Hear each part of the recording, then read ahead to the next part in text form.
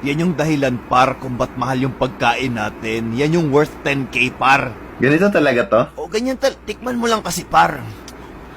Sarap yan. Walang lasa. Hindi, par, kailangan mo kagatin, par, para lumabas yung lasa. Yan, sige. Hindi, lakihan mo yung pagkagat. Subukan mo lang. Okay naman. Di, par, wala pa yan. Kagatin mo. Oh.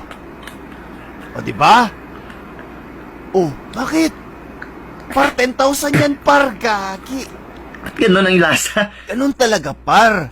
Galing pa yun sa kuko ng mga dinosaur, par, na kinain ng mga paniki na matatagpuan lang sa mga shell ng mga turtle. Ito na yung 5,000? Ganito lang? O, par, nakamura na nga tayo, par, eh. Original price niyan, par, 25K. Amoy panis. Di yan, panis, first time mo kasi, par. Tikman mo kasi muna. Parang bulok na gatas. Hindi, tikman mo kasi. Hindi yan gatas. Ihi yan ng mga